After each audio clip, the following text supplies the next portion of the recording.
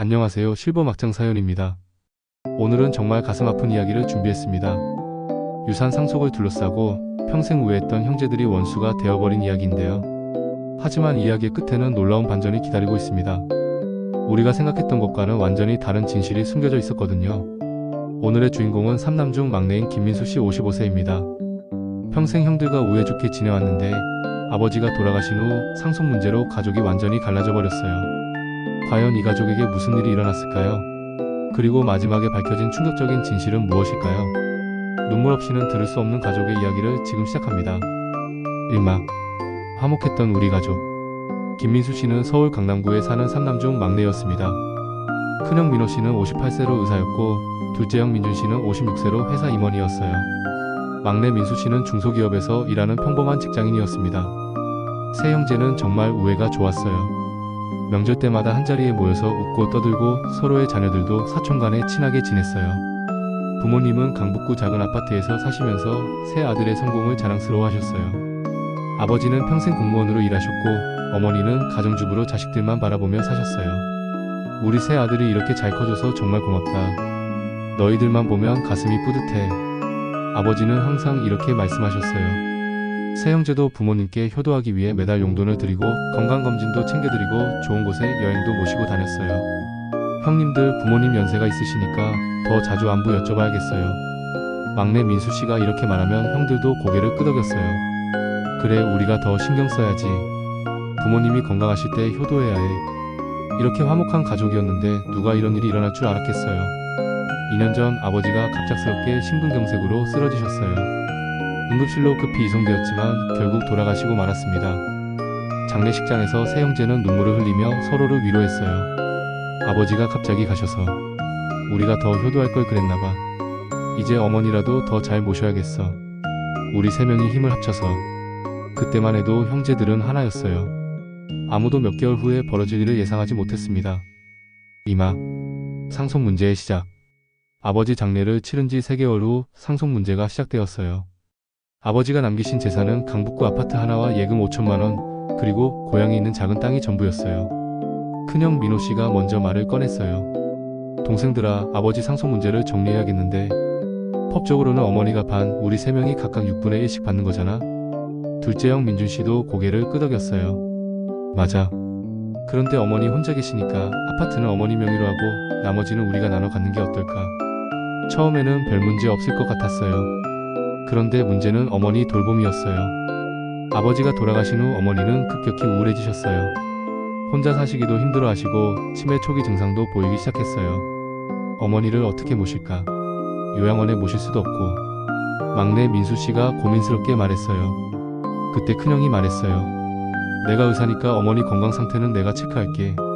하지만 병원이 바빠서 매일 돌봐드리기는 어려워. 둘째 형도 마찬가지였어요. 나도 회사 일 때문에 자주 못 가볼 것 같아. 해외 출장도 많고. 결국 막내 민수 씨가 어머니를 모시게 되었어요.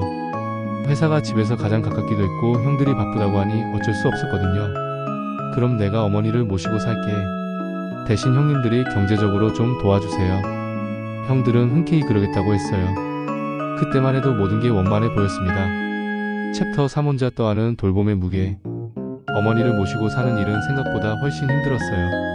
어머니의 치매가 점점 심해지면서 24시간 돌봄이 필요한 상태가 되었거든요. 민수 씨는 회사를 조퇴하고 집에 와서 어머니를 돌봐야 했어요. 밤에는 어머니가 헤매서 잠을 제대로 잘 수도 없었고요. 여보, 당신만 고생하고 있네. 형님들은 뭐하고 계신 거야? 아내가 불만을 표했어요. 형님들도 각자 사정이 있으시니까 조금만 참자. 하지만 상황은 점점 악화되었어요. 어머니의 상태가 심해지면서 간병 비용도 늘어났어요. 요양보호사를 고용해야 했고 병원비도 만만치 않았어요. 민수 씨는 형들에게 도움을 요청했어요. 형님들, 어머니 간병비가 한 달에 200만 원 정도 나와요. 좀 나눠서 부담해 주실 수 있을까요? 큰형이 대답했어요. 200만 원? 그렇게 많이 나와? 조금 줄일 방법은 없나? 둘째 형도 마찬가지였어요. 요즘 회사 사정이 안 좋아서 조금밖에 못 도와줄 것 같아. 결국 민수 씨가 대부분의 비용을 혼자 감당해야 했어요. 자신의 생활비를 줄이고 아이들 교육비도 아껴가면서 어머니를 돌봤어요. 1년이 지나자 민수 씨는 완전히 지쳐 있었어요. 회사에서도 자주 조퇴하고 결근하니까 승진에서도 밀렸어요. 내가 왜 혼자 이 모든 걸 감당해야 하지? 민수 씨의 마음속에 원망이 쌓이기 시작했어요. 사막, 갈등의 폭발. 어느 날 민수 씨는 더 이상 참을 수 없어서 형들을 불러 모았어요. 형님들, 이제 정말 힘들어요. 어머니 돌봄을 나 혼자 하는 건 한계가 있어요. 큰형이 차갑게 대답했어요. 그럼 어쩌자는 거야? 우리도 각자 할 일이 있는데. 그럼 어머니를 형님 댁 중 한 곳에서 모시든지 아니면 경제적 부담을 나눠서 하든지 해야죠. 둘째 형이 화를 냈어요. 야, 내가 어머니와 같이 살겠다고 했잖아. 이제 와서 우리한테 떠넘기려고? 떠넘긴다고요? 제가 2년 동안 혼자 얼마나 고생했는데. 고생? 너 어머니 재산 다 물려받을 생각이라서 그러는 거 아니야?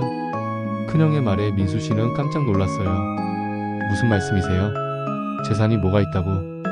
어머니 아파트도 있고 나중에 어머니가 돌아가시면 다 내 거 되는 거잖아. 그 순간 민수 씨는 형들의 진심을 알게 되었어요.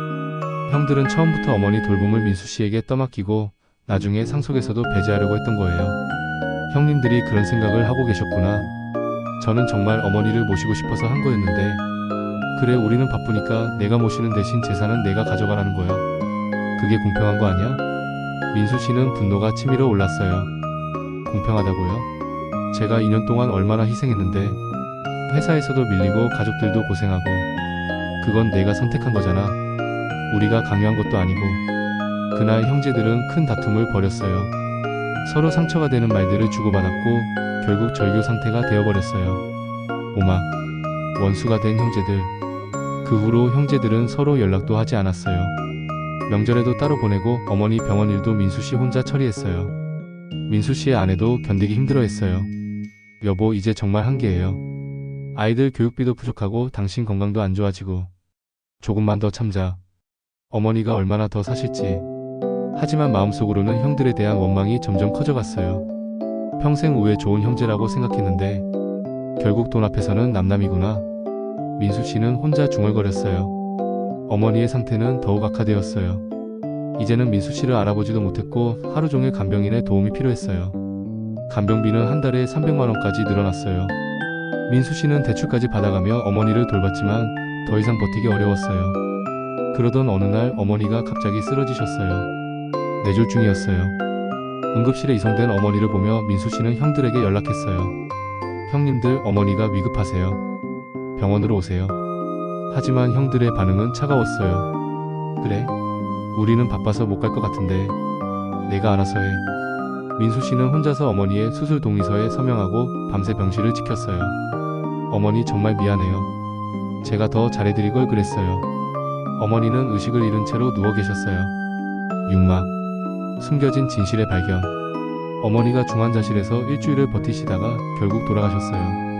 민수 씨는 혼자서 장례를 준비해야 했어요. 형들에게 연락했지만 여전히 냉담했어요. 장례식장 어디야? 시간 되면 갈게. 형님들, 어머니 장례인데 좀 더 신경 써주세요. 야, 내가 모시겠다고 했으니까 장례도 내가 치르는 거 아냐? 민수 씨는 절망감에 빠졌어요. 평생 믿었던 형들이 이렇게 변할 줄 몰랐거든요. 장례식 날 형들은 형식적으로만 참석했어요. 조문객들 앞에서는 슬픈 척했지만 민수 씨와는 말도 섞지 않았어요. 장례를 치른 후 어머니의 유품을 정리하던 중 민수 씨는 놀라운 것을 발견했어요. 어머니의 서랍에서 편지들이 나온 거예요. 편지들을 읽어보니 충격적인 내용이 적혀 있었어요. 첫 번째 편지는 큰형이 어머니께 보낸 것이었어요. 어머니 죄송합니다. 병원에서 의료사고가 있어서 큰 소송에 휘말렸습니다. 지금 경제적으로 너무 힘들어서 민수에게 도움을 요청하기도 미안합니다. 어머니께 효도하지 못해서 정말 죄송합니다. 두 번째 편지는 둘째 형의 것이었어요. 어머니 회사가 부도 위기에 있습니다. 제가 보증을 서서 개인적으로도 피치 20억 가까이 됩니다. 민수한테는 말할 수 없어서 그냥 바쁘다고만 했습니다. 어머니 돌봄을 민수에게만 맡겨서 정말 미안합니다. 민수 씨는 편지를 읽으며 눈물이 쏟아졌어요. 형들이 자신을 무시하고 돌봄을 떠넘긴 게 아니라 각자 감당하기 어려운 상황이 있었던 거예요. 실막. 놀라운 진실. 민수 씨는 더 많은 편지를 찾았어요. 어머니가 형들에게 보낸 답장들이었어요. 민호야, 내 사정을 알고 있다. 의료사고는 내 잘못이 아니니까 너무 자책하지 마라. 민수가 나를 잘 돌봐주고 있으니까 걱정하지 마라. 민준아, 회사 일이 힘들다는 것도 안다. 내가 스트레스 받을까봐 민수한테는 말하지 않을게. 너도 건강만 챙기거라. 어머니는 모든 것을 알고 계셨던 거예요. 큰형의 의료사고, 둘째 형의 회사부도 위기까지. 하지만 막내에게는 형들의 사정을 말하지 않으셨던 거였어요. 마지막 편지에는 더욱 놀라운 내용이 있었어요. 민수야, 이 편지를 읽고 있다면 엄마가 세상을 떠난 후일 것이다. 내가 2년 동안 나를 돌봐줘서 정말 고마웠다. 형들이 냉정하다고 생각했겠지만 사실은 각자 어려운 상황에 있었단다. 큰형은 의료사고로 10억 가까운 손해배상을 해야 했고, 둘째 형은 회사 부도로 개인 보증까지 서서 집까지 넘어갈 위기였다. 하지만 형들은 막내인 내게 부담을 주기 싫어서 아무 말도 하지 않았단다. 내가 나를 모시겠다고 했을 때 형들이 얼마나 고마워했는지 몰랐을 거다.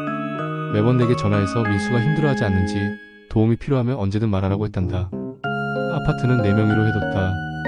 내가 나를 돌본 대가가 아니라 내가 앞으로 형들을 도와야 하기 때문이다. 형들이 어려울 때 내가 든든한 버팀목이 되어줘라. 민수 씨는 편지를 읽으며 펑펑 울었어요. 자신이 형들을 얼마나 오해하고 있었는지 깨달았거든요. 8막 형제의 화해. 민수 씨는 즉시 형들에게 연락했어요. 형님들 만나서 할 말이 있어요.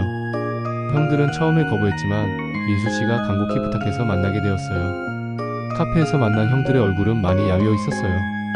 큰형은 머리에 흰머리가 많이 들었고, 둘째 형은 눈 밑에 다크서클이 심했어요. 형님들, 어머니 편지를 봤어요. 민수 씨가 편지들을 꺼내자 형들의 얼굴이 굳어졌어요. 민수야. 큰형이 말을 시작했지만 목이 메어서 말이 나오지 않았어요. 형님, 왜 말씀하지 않으셨어요? 제가 도와드릴 수 있었는데. 너한테 무슨 걱정을 끼쳐. 내가 어머니 모시는 것만으로도 충분했어. 둘째 형도 눈물을 흘렸어요. 민수야, 미안하다. 우리가 차갑게 대해서. 사실은 어머니 돌봄을 내게만 맡겨서 매일 죄책감에 시달렸어. 형님들도 힘드셨을 텐데 왜 혼자 끙끙 앓으셨어요? 막내한테 무슨 걱정을 시켜. 우리가 형이잖아. 새형제는 그날 밤늦게까지 이야기를 나눴어요. 지난 2년 동안 쌓였던 오해와 원망이 모두 풀렸어요. 큰형의 의료사고는 억울한 누명이었지만 이미 1심에서 패소해서 항소심을 준비하고 있었어요. 둘째 형의 회사는 결국 부도가 났지만 다행히 집은 지킬 수 있었어요. 이제 우리가 도와드릴게요. 형님들이 힘드실 때 제가 있잖아요.